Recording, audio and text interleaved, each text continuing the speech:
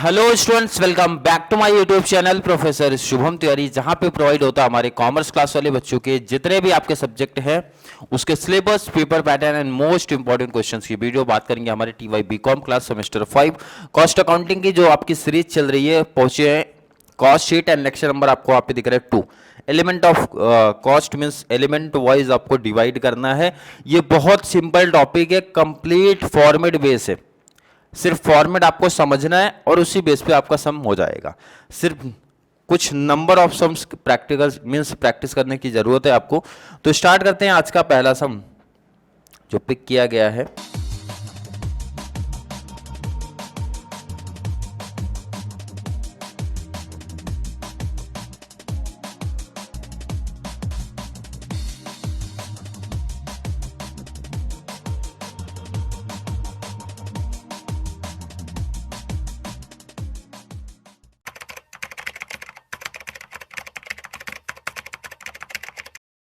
चलिए, काफी simple question है। From the books of accounts of the Mr. Audit Enterprises, the following details have been extracted for the quarter ending 31/3/14। तो मैंने पहले से ही लिख कर रख लिया। कॉस्ट शीट का आपका डिटेल है और किसका डिटेल है, किसका डिटेल है भाई? ऑडिट इंटरप्राइजेस, अवधूत इंटरप्राइजेस का है। कॉस्ट शीट आपका दे के रखा है। ये कंप्लीट मैंने जैसा बताया था फॉर्मेट बेस आपका चलता है टॉपिक। मतलब जैसे आपने फाइनल अकाउंट पे पोस्टिंग अगर आपको आती है तो कंप्लीट ये कॉन्सेप्ट आप कर ले जाओगे, लेकिन उसके लिए ये फॉर्मेट आपको पता होना चाहिए कैसे सेट होते हैं। और बहुत इसका सिंपल सा लॉजिक है, बहुत सिंपल टॉपिक है। पहला आता है हमारा, क्या आता है? Direct material. डायरेक्ट मटेरियल में कौन कौन सी चीजें? रॉ मटेरियल से रिलेटेड चीजें हमारी आती हैं। Opening plus purchase plus carriage plus wages. Wages नहीं, वेजेस आपका यहाँ पे अलग शिफ्ट हो रहा है, ठीक है। Carriage minus closing. ध्यान रखना, ये मैंने रॉ मटेरियल के यूज किया। अभी WIP आगे आने वाले सम्स में रहेगा। फिनिश गुड्स भी रहेगा तो उसका सेटलमेंट नीचे शिफ्ट होता है। कहाँ शिफ्ट होगा देखेंगे। आज के सम में जितना रिक्वायरमेंट है उतना फॉर्मेट हमने सेटअप किया। ये आएंगे डायरेक्ट मटेरियल में। फिर डायरेक्ट वेजेस तो डायरेक्टली दिया रहेगा, डायरेक्ट एक्सपेंसेस भी डायरेक्टली दिया रहेगा। तीनों को प्लस करेंगे तो प्राइम कॉस्ट आता है 1 2 3। कौन से तीन? Direct material, direct wages and direct expenses. उसके बाद बाकी जो हमारे फैक्ट्री से रिलेटेड, आप ऐसा सोच समझ सकते हो कि फैक्ट्री से रिलेटेड जो आपके रिमेनिंग खर्चे बच जाएंगे वो आएंगे वर्क ओवरहेड्स में। किसमें आने वाले हैं? वर्क्स ओवरहेड में आने वाले हैं। ये चीज माइंड में क्लिक रहना, उसी बेस पे अभी पोस्टिंग करा दूंगा आपका। क्या ध्यान में रखना है? Raw material, wages and direct expenses को छोड़ के फैक्ट्री से रिलेटेड जो हमारे रिमेनिंग खर्चे बचते हैं, एक्सपेंसेस बचते हैं, वो आएंगे वर्क ओवरहेड्स में शिफ्ट होंगे। और वर्क ओवरहेड जब प्राइम कॉस्ट के साथ मिल जाएगा तो बनेगा वर्क कॉस्ट। प्राइम कॉस्ट के साथ जब हमारा वर्क ओवरहेड मिलेगा तो क्या बनाएगा? Work cost. उसके बाद एडमिनिस्ट्रेटिव ओवरहेड्स, ये तो आसान है। पीएनएल में शिफ्ट हो जाओ आप, ऐसा लॉजिक। पीएनएल में ऑफिस वाले खर्चे को उठाना है। ऑफिस वाले खर्चे तो आपको पहले से ही पता होंगे। रेंट हो गया sir, printing and stationery, postage and telegram, salaries, ये सब जो भी चीज़ें हमारी एडमिनिस्ट्रेटिव में आने वाली है, अभी बहुत सारे एग्जांपल्स देखेंगे। वर्क कॉस्ट में जब ऑफिस वाला खर्चा मीन्स ओवरहेड्स ऐड होता है, कॉस्ट ऑफ प्रोडक्शन बनेगा 6 + 7। उसके बाद लास्ट आपका सेल्स एंड डिस्ट्रीब्यूशन ओवरहेड, मतलब सेलिंग या डिस्ट्रीब्यूशन को लेकर जो भी हमारे खर्चे हुए हैं, कैरेज आउटवर्ड, सेल्स, कमीशन, ये सब चीजें जो आपको दिखने वाली है ना, तो वो आएंगे इसमें। लास्ट आपका cost of production plus sales and distribution overhead plus करोगे तो 8 + 9 आएगा। प्रॉफिट ऐड कर दोगे उसमें ना आप, तो आ जाएगा आपको सेल्स। मतलब इन शॉर्ट अगर मैं बात करूं तो आपको सिर्फ ये डिस्ट्रीब्यूट करना भाई कि जो एक्सपेंसेस हमारे वहां दिए ना, आपको पहचानना कौन सा सेलिंग, कौन सा सेल एंड डिस्ट्रीब्यूशन ओवरहेड है, कौन सा एडमिनिस्ट्रेटिव में आएगा, कौन सा एडमिनिस्ट्रेटिव ओवरहेड में आएगा, कौन सा वर्क ओवरहेड में आएगा, और कौन सी चीजें हमारी डायरेक्ट मटेरियल में आएंगी। मतलब इस सम के पॉइंट ऑफ व्यू से 4 ही जगह हमें क्लासिफाई करना है। अगर आपने ये चीज कर लिया तो टॉपिक हो गया आपका क्लोज। बहुत सिंपल टॉपिक है।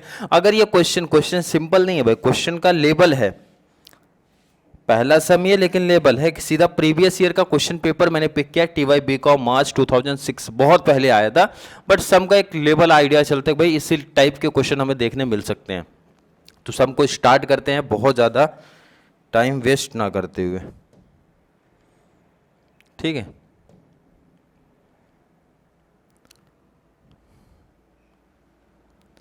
आई थिंक हर एक बच्चे को क्वेश्चन तो क्लियर, अमाउंट को अभी इग्नोर करना है, अमाउंट तो बाद में कॉपी कर लेंगे। मेन है पहले फॉर्मेट सेट करो आप।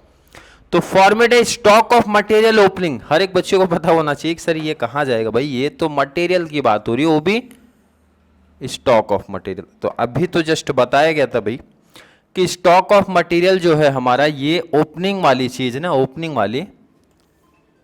वाली चीज हमारी यहां आएगी। ओपनिंग क्या है? Stock of material means material. Clear है? आई थिंक क्लियर है यहां तक। Stock of material closing minus होगा ना अभी, क्योंकि मैंने बताया था ओपनिंग मटेरियल प्लस परचेज होता, तो परचेज वाली चीज देखते, देखो ना जस्ट उसके बाद ही दिया। मैंने इसका यूज कर लिया ओपनिंग का, क्लोजिंग यहां पे अभी माइनस लूंगा, परचेज पहले प्लस कर देता हूं भाई, परचेज मैंने किया ऐड, तो यहां लिख देता हूं, ध्यान रखना ऐड किया, क्या किसको किया? परचेज को। कोई दिक्कत यहां तक नहीं होनी चाहिए। उसके बाद डायरेक्ट वेजेस देखो ना इधर दिया है, डायरेक्ट वेजेस दिया है, डायरेक्ट एक्सपेंसेस देखो डायरेक्टली दिया है, कोई दिक्कत नहीं है। Indirect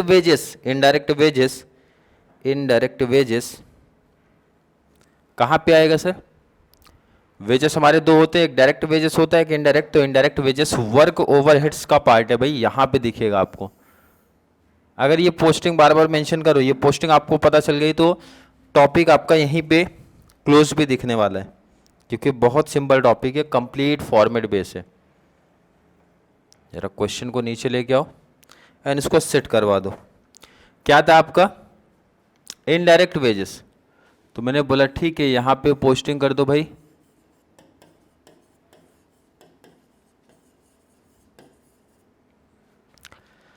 salaries to administrative staff. ये तो क्लियर मेंशन बोला है कि कहाँ करना है इनको। एडमिनिस्ट्रेटिव स्टाफ बोले तो एडमिनिस्ट्रेटिव ओवरहेड्स में जाएगा ना भाई।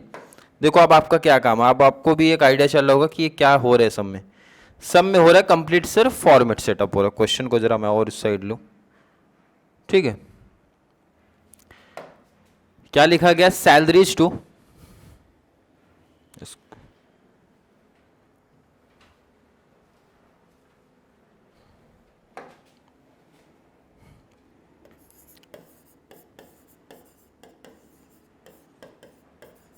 एडमिनिस्ट्रेटिव स्टाफ, कोई दिक्कत नहीं होनी चाहिए किसी बच्चे को। कैरेज इनवर्ड तो डायरेक्ट है हमारा भाई, वहां जाएगा पहले। चलो उसको सेटल एक साथ लिखते जाना, बीच में कोई चीज मिस नहीं करना है। कैरेज इनवर्ड हमारा कहाँ पे आएगा? अभी जस्ट मैंने आपको एक मैं बता देता हूँ, थोड़ा सा लिंक आपको ध्यान में रखना। फाइनल अकाउंट आपका क्लियर है तो थोड़ा सा एक लॉजिक लगाना है कि भाई जो हमारी ट्रेडिंग वाली चीजें हैं, इतना माइंड में रखो कि जो जिस तरीके से मैंने अपने टीवाई में प्रैक्टिस किया था, बहुत सिंपल तरीका मुझे वो लगा था। भाई मैंने ट्रेडिंग को क्या किया था, 4 पार्ट में डिवाइड किया। कौन से 4 पार्ट? एक तो डायरेक्ट मटेरियल, डायरेक्ट वेजेस तो वैसे भी डायरेक्ट दिया रहता है, डायरेक्ट एक्सपेंसेस भी दिया रहता है, वर्क ओवरहेड, 4 पार्ट में मैंने उसको क्लासिफाई किया था। और उसके बाद डायरेक्ट मटेरियल में हमेशा ध्यान रखना, material plus purchase plus carriage inward minus closing वाला कॉन्सेप्ट लेके गया। बाकी ये दोनों तो यहीं दिख रहे हैं, रिमेनिंग जो बच जाते थे मैं उनको यहाँ पे शिफ्ट कर देता था। ये मतलब कि जब बहुत आइडिया नहीं था, विदाउट क्लासेस ये मेरे को लॉजिक लगा था, तो इस बेस पे लेके गया था। और बहुत सारे क्वेश्चंस की जब प्रैक्टिस किया तो कंप्लीट कॉन्सेप्ट वैसे भी क्लियर हो गया। तो ऐड करेंगे इसमें, ऐड क्या करने वाले हैं? Carriage inward, carriage inward. Clear? यहां तक आई होप क्लियर होगा। चलिए उसके बाद जरा देखते हैं और कौन सा एक्सपेंस हमारे दिया है। कैरेज इनवर्ड हो गया। कैरेज आउटवर्ड, कैरेज आउटवर्ड बताओ जरा कौन सा है सर? एडमिनिस्ट्रेटिव में जाएगा कि भाई सेल एंड डिस्ट्रीब्यूशन में जाएगा कि वर्क्स ओवरहेड में जाएगा? तो एक सेंस लगाओ ना भाई, कैरेज इनवर्ड पीएनएल में जाता है कि ट्रेडिंग में जाता है? ट्रेडिंग में सर नहीं जाता। ट्रेडिंग में नहीं जाता तो वर्क्स ओवरहेड का तो कॉन्सेप्ट हटा ही दो ही चीज बच रही है हमारी, एडमिनिस्ट्रेटिव या फिर सेल एंड डिस्ट्रीब्यूशन। तो कैरेज आउटवर्ड है आपका। कैरेज आउटवर्ड का रिलेशन किसके साथ है? सेल्स के साथ है, क्योंकि ये पेमेंट कब होता है भाई? जब आपका सेल्स किया जाता है। क्लियर है कि नहीं? इसका मतलब है ये कैरेज आउटवर्ड का कॉन्सेप्ट यहां आएगा। कोई दिक्कत नहीं होनी चाहिए किसी भी बच्चे को। कैरेज आउटवर्ड के बाद जरा और देखते क्या क्या डिटेल है। मैनेजर सैलरी सर पीएनएल में आता है, पीएनएल में आता है, इसका मतलब दो जगह आएगा, या फिर एडमिनिस्ट्रेटिव में आएगा या फिर सेल एंड डिस्ट्रीब्यूशन में आएगा। तो सर मैनेजर सैलरी, तो भाई ऑफिशियल वर्क हमें लग रहा है, तो ये आएगा एडमिनिस्ट्रेटिव में। क्या है? Manager salary. ध्यान रखना, बहुत सिंपल तरीके से, इस तरीके से लॉजिक लेके चलो। जनरल चार्ज तो भाई ऑफिशियल मीन्स ऑफिस का ही है। जनरल चार्ज हो गया, सन्ड्री एक्सपेंसेस हो गया, ये सब चीजें हमारी यहीं पे आती हैं। लीगल चार्जेस फॉर क्रिमिनल, तो ये तो सर ये कॉस्ट शीट का पार्ट नहीं है, ये चीज ध्यान रखना। आपको जब कॉस्ट शीट प्रिपेयर करते हैं तो दो चीजें आपके लिए बहुत जरूरी है। पहले तो किस चीजों को इग्नोर किया जाता है जो कि एग्जैक्ट पूरा कंप्लीट फाइनेंशियल अकाउंटिंग में शिफ्ट होता है, उनको हटाया जाता है, तो वो पहचानना बहुत जरूरी है। तो इसको यहाँ पे ध्यान रखना, ये कट किया जाएगा, ये नहीं लिया जाएगा यहाँ पे। कमीशन ऑन सेल, सेल पे तो क्लियर मेंशन कर रहा है भाई ये सेल का एक्सपेंस है, तो शिफ्ट हो जाओ जरा सेल्स में, सेल एंड डिस्ट्रीब्यूशन। यहाँ पे आएगा commission on sale, commission on sale. I think यहां तक किसी बच्चे को कोई प्रॉब्लम अभी तक नहीं होनी चाहिए। फ्यूल कहाँ पे आएगा? फ्यूल सर ट्रेडिंग, ट्रेडिंग में बोले तो एक ही जगह दिख रहा है हमें, कौन सा? Work overhead. देखो इजीली आंसर मिल जाएगा बहुत तरीके से, इजी तरीका, इजी मेथड काफी। फ्यूल के बाद जरा शिफ्ट होते हैं, और कौन सा चीज है? फ्यूल के बाद electricity charges factory, clear word mention किया इलेक्ट्रिसिटी चार्जेस फैक्ट्री, तो सोचना ही नहीं है भाई, फैक्ट्री बोला तो इलेक्ट्रिसिटी चार्जेस फैक्ट्री जब बोल देता है मेंशन किया तो ध्यान रखना वर्क ओवरहेड, क्लियर सीधा चले आओ उधर पे। क्या बोला गया था आपका? इलेक्ट्रिसिटी चार्जेस, क्लियर है? चलिए नेक्स्ट आ जाओ। डायरेक्टर्स फीस सर पीएनएल में आता था, पीएनएल में आने का मतलब है भाई दो जगह में से कहीं एक जगह शिफ्ट होगा, या तो एडमिनिस्ट्रेटिव या फिर सेल्स। तो आपको इतना तो पता होना चाहिए भाई कहाँ शिफ्ट होगा, ये ऑफिस में आएगा ना भाई, ये सेल्स में थोड़ी आएगा। Directors fees. चलिए आगे आ जाओ। Repair to plant and machine, plant and machine कहाँ पे जाएगा? पीएनएल में नहीं सर, वो शिफ्ट हो जाएगा ट्रेडिंग में, मीन्स ऊपर शिफ्ट होगा जरा, क्योंकि ये फैक्ट्री से रिलेट कर रहा है, ठीक है कि नहीं? रिपेयर बचा है वो वहां लिख देंगे, ठीक है। Rent rates and taxes factory में जाएगा। Rent rates and taxes office, अगर ध्यान रखना रेंट रेट्स एंड टैक्सेस कुछ भी नहीं मेंशन है तो ऑफिस में लिया जाएगा, ये चीज ध्यान रखना। ऑफिस बोले तो कौन सा? Administrative overheads. लेकिन अगर ऐसा मेंशन है भाई फैक्ट्री में है ऑफिस में, तो ऑफिस वाला ऑफिस में लिख दो, रेंट रेट्स एंड टैक्सेस, ये आपको ऑफिस वाले में लिखना है, फैक्ट्री वाला फैक्ट्री में शिफ्ट कर देना। Depreciation on plant and machine वहीं जाएगा, डेप्रिसिएशन ऑन फर्नीचर वहीं जाएगा। सेल्समैन सैलरी आपका बच रहा है, सेल्समैन सैलरी तो भाई सेलिंग में आएगा। ऑडिट फीस भी यहीं आएगा, ऑडिट फीस आपका यहां पे आया। और कौन सी चीजें हमारी बच रही हैं? एक तो सेल्समैन का सैलरी बच रहा है,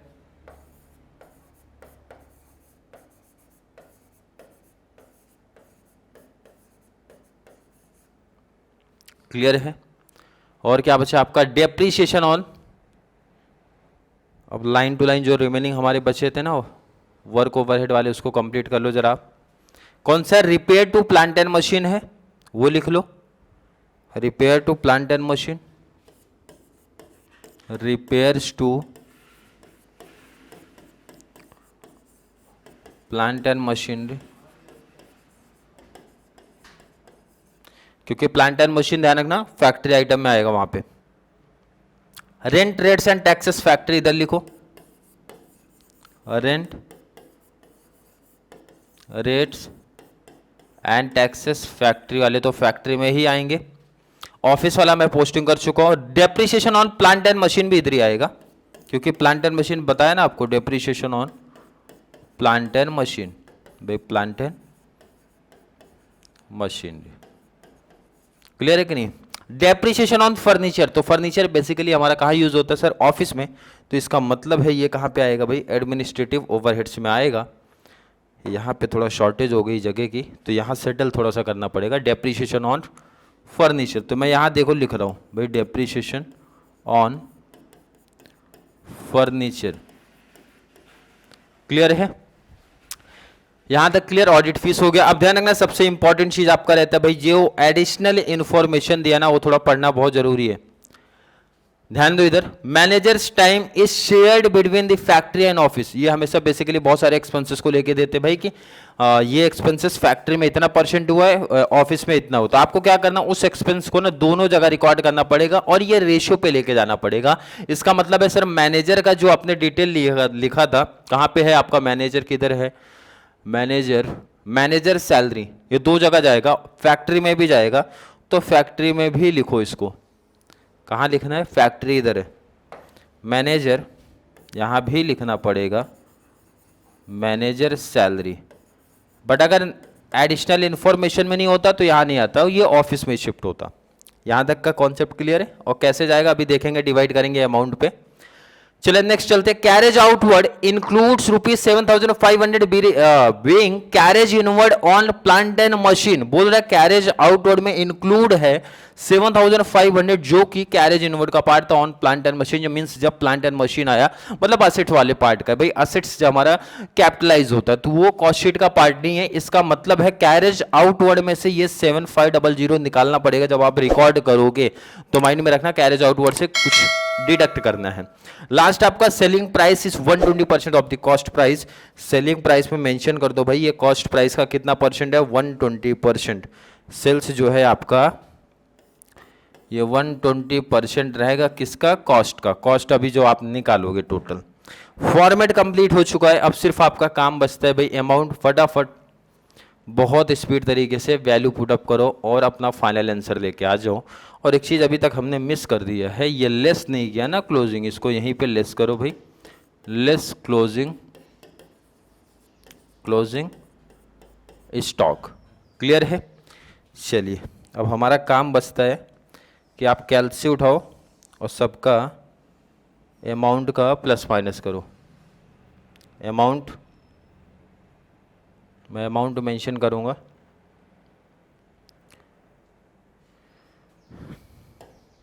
stock of material opening 2,70,000, stock of means opening अपना दिया गया भाई 270, सामने सामने लिख दे रहा हूँ, मेंशन कर 270 ओपनिंग हो गया। एंड उसके बाद अपना परचेस कितना दे के रखा है, परचेस के सामने यहाँ मेंशन कर रहा हूँ, देखो कितना दे के रखा है भाई 12,48,000, 1248। क्लियर है? कैरेज इनवर्ड देख लो जरा कितना दिया है, कैरेज इनवर्ड आपका, कैरेज इनवर्ड चलो नीचे दिया, अभी शिफ्ट करेंगे उसको। एंड क्लोजिंग स्टॉक देखो, क्लोजिंग स्टॉक सेकंड में ही दिया था भाई 3 लाख। इनको सेटल करके कहाँ शिफ्ट करेंगे, बाहर कर देंगे। डायरेक्ट वेजेस तो हमारा डायरेक्ट ही दिया था तो इसको सीधा बाहर जाएगा। डायरेक्ट एक्सपेंसेस भी डायरेक्ट दिया था, इसको सीधा बाहर करेंगे। डायरेक्ट वेजेस कितना दे के रखा है भाई 120, डायरेक्ट वेजेस कितना दे के रखा है भाई 1,20,000। क्लियर है? उसके बाद डायरेक्ट एक्सपेंसेस कितना दे के रखा है 24,000, तो 24,000। कोई दिक्कत यहाँ तक नहीं। कैरेज इनवर्ड हमारा एक अमाउंट अभी मिसिंग है, बाकी ध्यान रखना अभी साथ में पोस्टिंग करते चलो।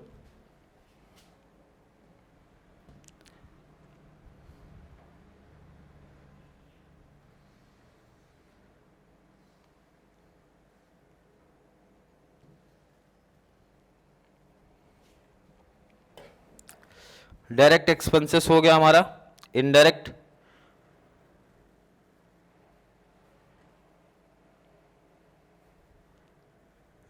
वेजेस 24 है।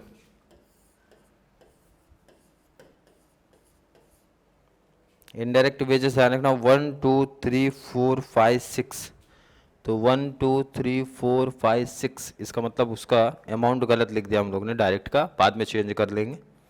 चलो ठीक है, नेक्स्ट आपका क्या बच रहा है, इनडायरेक्ट के बाद salaries to administrative staff 60,000, salaries to administrative staff 60,000।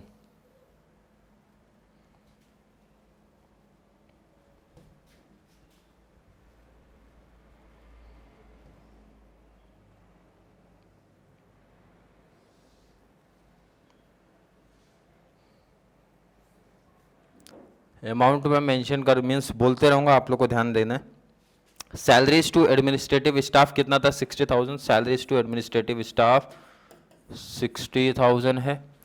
उसके बाद कैरेज इनवर्ड कितना है 48,000, तो कैरेज इनवर्ड इसी टाइम सेटल कर दो। आपका कैरेज इनवर्ड ऊपर था ना, कैरेज इनवर्ड कितना 48, कैरेज इनवर्ड आया आपका 48,000। क्लियर है? क्लियर है क्या? बिल्कुल। चलिए आगे चलते हैं। कैरेज इनवर्ड आपका 48 हो गया। नेक्स्ट आपका कैरेज इनवर्ड के बाद आपका आउटवर्ड 37,500। कैरेज आउटवर्ड कहां पर है? इधर देखो 37,500।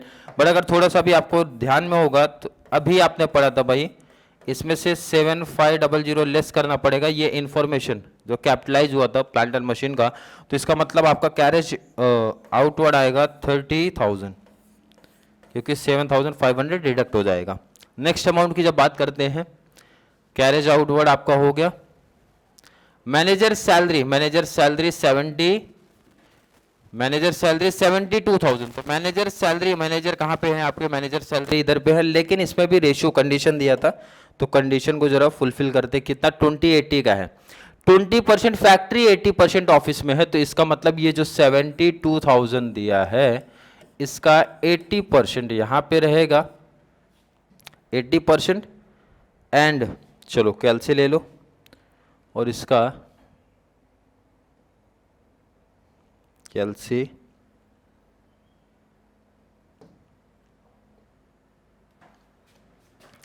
72 का 80%, 80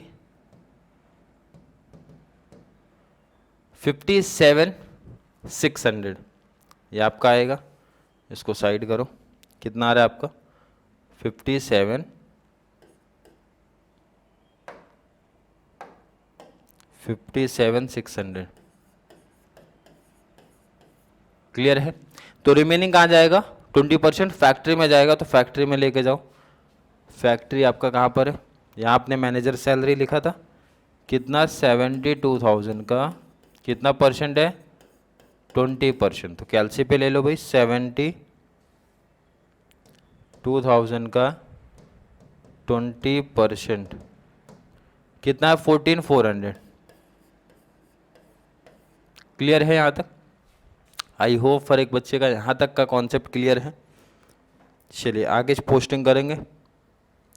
मैनेजर सैलरी हो गया सेटल, मैनेजर सैलरी सेटल हो गया। उसके बाद आपका general charge 37,200, general charge office में था ना, जनरल चार्ज आपका ऑफिस में है, कितना? 37,200। एंड उसके बाद आपका जनरल चार्ज के बाद legal charge for criminal record नहीं करना है, तो 20,000 हटा दो। Commission on sale 28,000। Commission on sale आपका यहाँ पे आएगा, कमीशन ऑन सेल इधर है, 28,000 कमीशन ऑन सेल हो गया। फ्यूल आपका फ्यूल 96,000। फ्यूल जो है वो है आपका 96,000। फ्यूल यहाँ पे है, ये कितना है? 96,000। क्लियर है? चलिए फ्यूल के बाद और क्या एक्सपेंसेस है जरा देखो। Electricity charges factory 72,000।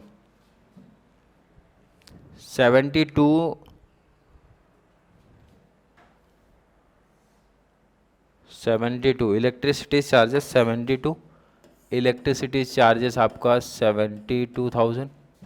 क्लियर है? इलेक्ट्रिसिटी चार्जेस 72 हो गया। Directors fees 36,000। डायरेक्टर्स फीस आपके कहाँ पे हैं? Directors fees 36,000। चलिए नेक्स्ट आपका repair to plant and machine 63। Repair to plant and machine, repair to plant and machine, plant and machine इधर पे है। कितना अमाउंट आया 36 के बाद? 63,000। 63,000। एंड उसका rent rates and taxes factory 18,000। Rent rates and tax 18,000। चलिए नेक्स्ट आपका depreciation, rent rates of taxes office 18 के बाद 9600। 9600 आपका ये रेंट एंड रेट्स टैक्सेस आ रहा है 9600। क्लियर है? अमाउंट सिर्फ पोस्टिंग अभी तक मैं कर रहा हूं। और रेंट रेट्स एंड टैक्सेस आपका हो गया, rent rates and taxes office हो गया। अब चलो ऑडिट फीस 18,000। ऑडिट फीस कहां पे है आपका? 18,000 ऑडिट फीस। Audit fees 18,000। चलिए, सेल्समैन सैलरी, सेल्समैन की salary, salesman salary 50,000। Salesman salary आपका कहाँ पे आएगा, इधर पे, कितना 50,000। चलिए नेक्स्ट आपका depreciation on furniture 3600, depreciation on furniture 3600, clear है। Depreciation on plant and machine 45,000, plant and machine कहाँ पे था, वर्क्स ओवरहेड 45,000, ये आपका 45,000 कंप्लीट हो गया अमाउंट का पोस्टिंग। लेकिन एक अमाउंट की पोस्टिंग थोड़ी सी मिस्टेक लग रही है, उसको जस्ट चेक कर लिया जाए कि सही है कि नहीं।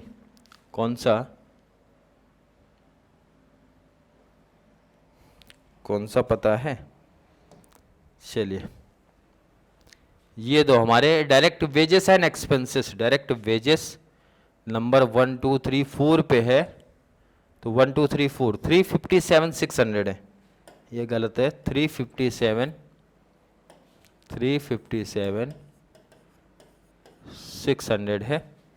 और आपका उसके बाद कौन सा है, डायरेक्ट एक्सपेंसेस, डायरेक्ट एक्सपेंसेस आपका 1 2 3 4 5 पे है, तो 5 पे 120 है। उसके बाद इनडायरेक्ट एक्सपेंसेस आपका 24। अब राइट है, राइट है तो अब कंप्लीट, मतलब यहाँ पे मैंने क्या किया कि आपका पहले तो फॉर्मेट लिख दिया, उसके बाद अमाउंट का कर दिया, कॉन्सेप्ट क्लियर है। अब आपको काम क्या करना है, सबका टोटल लेना है, कैलसी से ना सबका टोटल ले लेना है बस, और टोटल लेके सेट कर देना है। चलिए कैलसी उठाइए, प्राइम कॉस्ट आपका यहाँ टोटल आएगा, ध्यान रखना प्राइम कॉस्ट आपका यहाँ टोटल आएगा, लेकिन उससे पहले ना आपको ये सेटल करना पड़ेगा ना भाई, इसका सेटल, तो कैलसी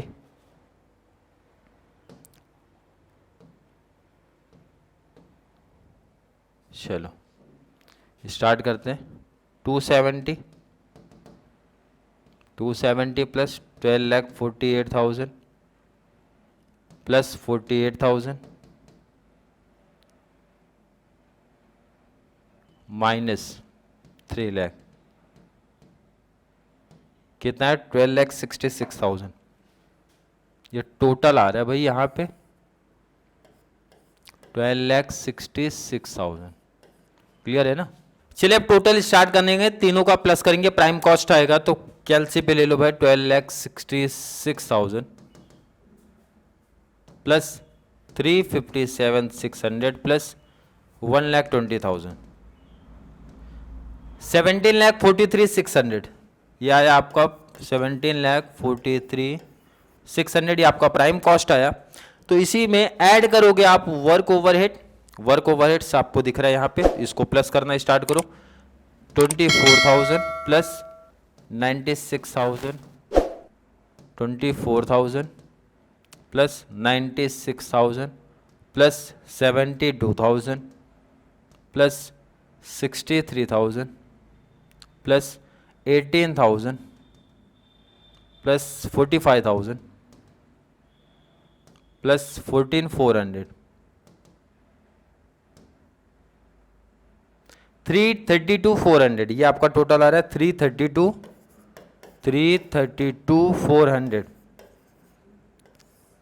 अब इसी में आप ऐड कर दो प्राइम कॉस्ट प्लस 17,43,600, तो आपको मिल जाएगा 20,76,000, कितना आया 20,76,000, ये क्या मिल गया आपको, वर्क कॉस्ट। अब इसमें एडमिनिस्ट्रेटिव ऐड करना पड़ेगा, मीन्स आपका ये जो टोटल है ना भाई, सबको ऐड कर दो। चलो ऐड करना स्टार्ट करते हैं,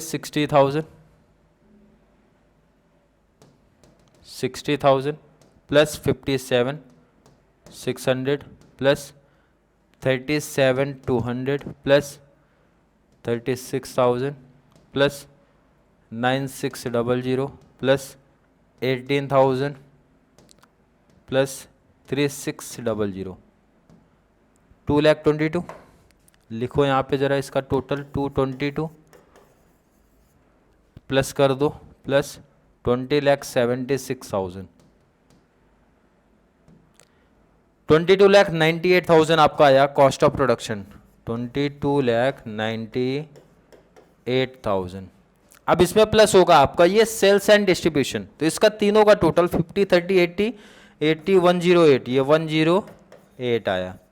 प्लस कर दूंगा इसी में प्लस 1,08,000, कितना है 24 लाख कॉस्ट ऑफ सेल आ रहा है आपको। कितना आ रहा है 24,06,000। सेल्स 120% इस कॉस्ट का बोला गया था, कॉस्ट आपका आ गया 24,06,000। निकाल लो इसका 120% मल्टीप्लाई 120 डिवाइड बाय 100। बट आपके कैलसी में ध्यान रखना डायरेक्टली परसेंट है तो परसेंट आप कैलकुलेट कर लेना। कितना आ रहा है 288, 28,87,200। क्लियर है। तो ये जो प्रॉफिट आएगा वो डिफरेंस आएगा, डिफरेंस वाले माइनस कर दो, माइनस 24,06,000। कितना आया 4,81,200, 481,200। ये कैसे निकाला यहाँ मेंशन कर दो, बैलेंसिंग फिगर्स। बैलेंसिंग फिगर्स मतलब समझा कि नहीं आपको क्या बोला गया, सेल्स में से ये कॉस्ट को माइनस करना पड़ेगा, जो डिफरेंस आएगा ये आपका प्रॉफिट हो जाएगा। क्लियर है। आई होप हर एक बच्चे का कॉन्सेप्ट क्लियर है। काफ़ी बच्चों को थोड़ा सा कंफ्यूजन होगा क्योंकि बार बार सम को ऊपर नीचे शिफ्ट किया गया था, बट कंप्लीट ये फॉर्मेट पे आप क्या करना, जैसे साथ में बुक से जिस भी बुक से आप प्रैक्टिस कर रहे हो ना, जैसे सपोज जो भी बुक आपने लिया है तो क्वेश्चन पहले लिख लिया करो, ठीक है। क्वेश्चन लिखने के बाद पहले तो फॉर्मेट सेटल करना, आपको पोस्टिंग आना चाहिए। पोस्टिंग अगर आ गया तो ये टॉपिक कुछ भी नहीं है, बहुत आसान टॉपिक है। पोस्टिंग का काम है, पोस्टिंग अगर करने आ गया तो कंप्लीट कॉन्सेप्ट आपका क्लियर हो जाएगा। आई होप हर एक बच्चे का कॉन्सेप्ट क्लियर है। फिर भी किसी बच्चे को अभी भी कोई भी डाउट, कोई भी कन्फ्यूजन अगर क्रिएट होता है तो जरूर नीचे कॉमेंट में ऐड करें, या फिर वीडियो थोड़ी सी भी हेल्पफुल लग रही है तो वीडियो को लाइक करना है, अच्छे अच्छे कमेंट ऐड करो, और जितना ज़्यादा पॉसिबल हो सके चैनल का लिंक हमारे कॉमर्स सेक्शन वाले बच्चों को जरूर शेयर करो ताकि उनको इस चैनल से बहुत सारा बेनिफिट्स मिल सके। तो चलिए मिलेंगे अगली क्लास में, तब तक के लिए थैंक यू सो मच।